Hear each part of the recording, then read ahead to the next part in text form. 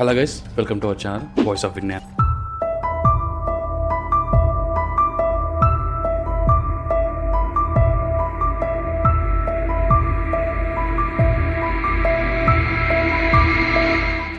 నేను ఇప్పుడు చెప్పబోయే కోట గురించి మీరు వినే ఉంటారు. ఇది రాజస్థాన్ లో ఉంది. ఈ కోటలోకి సాయంత్రం అయితే అసలు ఎవరు కూడా వెళ్ళకూడదు. పొరపాటున కూడా 6 తర్వాత ఈ కోటలోకి ఎవరైనా వెళ్తే వాళ్ళకి కొంచెం అమౌంట్ అయితే ఫైన్ పడుతుంది, లేదా కొన్ని మంత్స్ అయితే వాళ్ళకి జైలు శిక్ష కూడా ఉంటుంది. ఆ కోట పేరే బాన్గఢ్.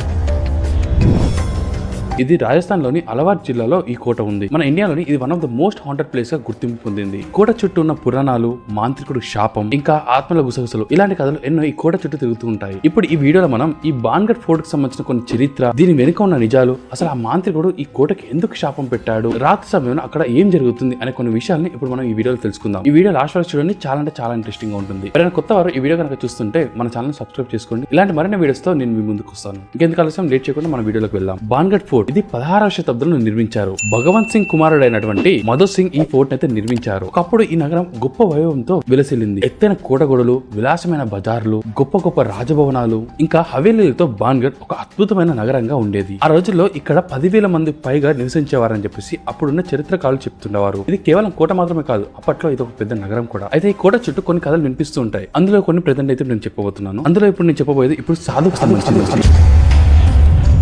పురాణాల కథల ప్రకారం ఈ కోటని నిర్మించడానికి ముందు బాలానాథ్ అనే సాధువు యొక్క అనుమతి తీసుకోవడం జరిగింది. అయితే ఈ సాధువు ఒక షరతునైతే విధించాడు. ఈ కోట నీడ ఎప్పుడు కూడా నా ఆశ్రమం పైన పడకూడదని చెప్పేసి ఒక షరతునైతే విధించాడు. అలా పడితే ఈ కోట నాశనం అవుతుందని చెప్పేసి ఆ సాధువు అయితే చెప్తాడు. మధు సింగ్ ఆ సాధువు చెప్పిన ఆ షరతుకి అంగీకరించి ఆ కోటనైతే నిర్మించాడు. కొంతకాలం తర్వాత మధు సింగ్ చనిపోయాడు. కొంతకాలం తర్వాత మధు సింగ్ సంబంధించిన కొందరు వారసులు ఏం చేశారంటే ఈ కోటకు సంబంధించిన గోడల్ని ఇంకా ఎత్తుగా నిర్మించారు. ఆ సమయంలో ఆ సాధువుకు సంబంధించిన ఆశ్రమం పైన ఇది కోటకు సంబంధించిన నీడైతే పడింది. తర్వాత ఆ సాధువుకు సంబంధించిన శాపం వల్లనే ఈ కోట నాశనం అయిందని చెప్తుంటారు. ఆయన కొందరు అలా నమ్ముతూ ఉంటారు. ఇదిలా ఉంటే ఇక్కడ ఇంకో విషయం ప్రచారంలో ఉంది. అది ఏంటంటే రాణి ఇంకా ఒక మాంత్రికుడికి సంబంధించిన కథ. రత్నావతి అనే ఒక రాణి ఉండేది. ఈవిడ అందం గురించి దేశమంతా మాట్లాడుకునేవారు. ఈమెకి ఎన్ని పెళ్లి సంబంధాలు వచ్చినా ఏకాంత జీవితం మాత్రమే గడుపుతూ ఉండేది. అదే నగరంలో సింధియా సారాభాయ్ అనే ఒక మాంత్రికుడు కూడా ఉండేవాడు. అతడికి రాణి రత్నావతి అంటే చాలా ప్రేమ. రాణిని ఎలాగైనా తన వశం చేసుకోవాలని చెప్పేసి కుట్ర పనేవాడు. ఒక రోజు రాణి తన సేవకురాలతో పర్ఫ్యూమ్ కొనడానికి బజారుకు వెళ్ళింది. మాంత్రికుడు సింధియా సారాభాయ్ తన మంత్రాలను ఉపయోగించి రాణి ఏదైతే అత్తరు కొందాం అనుకుందో దాంట్లో ఒక వశీకరణ మంత్రాన్ని అయితే వేశాడు. ఆ పర్ఫ్యూమ్ రాణిపై ఎప్పుడైతే పడుతుందో అప్పటి నుంచి ఆ రాణి తన వశం కావాలని చెప్పేసి నాకు పన్నాగం అయితే పన్నాడు. ఇక్కడ ఇంకో విషయం ఏంటంటే రాణి రత్నావతికి కూడా కొన్ని మంత్రాలు అయితే వచ్చు. పర్ఫ్యూమ్ సీసాని గమనించిన రాణి ఈ సీసాలు ఏదో మాయ జరిగిందని చెప్పేసి తెలుసుకుంది. అయితే వెంటనే ఆ సీసాని కింద పడేయమని చెప్పేసి తన సేవకురాలకైతే చెప్పింది. వెంటనే ఆ సేవకురాలు ఆ సీసాని కింద పడేసింది. ఆ సీసా ఎప్పుడైతే బద్దలైందో దాంట్లో పర్ఫ్యూమ్ అనేది ఒక శిల పైన అయితే పడింది. మంత్రం ప్రభావంతో ఆ పెద్ద శిల వచ్చి మాంత్రికుడు వైపు అయితే వెళ్ళింది. అప్పుడు ఆ మాంత్రికుడు తను చనిపోతాడని అయితే గ్రహించాడు. అప్పుడు ఆ మాంత్రికుడు శపిస్తాడు. ఎలాగంటే ఎవరు నా మరణానికి కారణమయ్యారో అలాగే ఈ బాన్గఢ్ సంబంధించిన ప్రజలంతా ఎవరు కూడా బ్రతకకుండా పోతారు. వారంతా ఇక్కడ శాశ్వతంగా ఇదే నగరంలో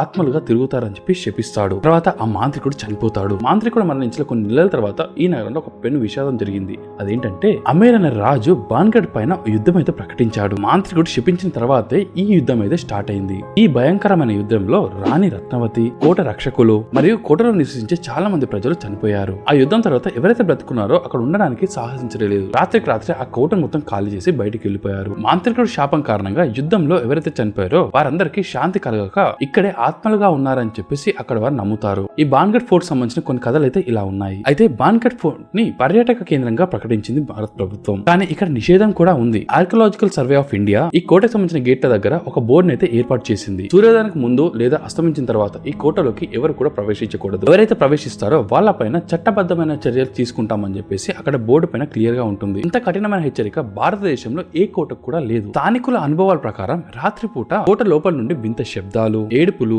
డాన్స్ చేస్తున్నట్టు కొన్ని శబ్దాలు వినిపిస్తాయని అక్కడ నివసించే మరికొందరు ఆత్మను కల్లారా చూసామని చెప్తుంటారు. రాత్రిపూట ఎవరైతే ఈ కోటలో ప్రవేశిస్తారో వాళ్ళు అదృశ్యమైనట్టు కొన్ని పుకార్లు కూడా వినిపిస్తుంటాయి అక్కడ. ఈ బాన్గఢ్ ఫోర్ట్ సంబంధించిన చరిత్ర మీకు ఎలా అనిపించింది? కేవలం శాపం వల్లనే ఇదంతా జరిగిందా లేదా రాజుల యుద్ధమా? మీ అభిప్రాయాన్ని కామెంట్ రూపంలో తెలియజేయండి. ఈ వీడియో కనుక నచ్చినట్లయితే మన వీడియోకి ఒక లైక్ అయితే వేయండి. అలాగే ఇలాంటి మరిన్ని వీడియోస్ కోసం మన ఛానల్ అయితే సబ్స్క్రైబ్ చేసుకోండి. అంతవరకు సెలవు.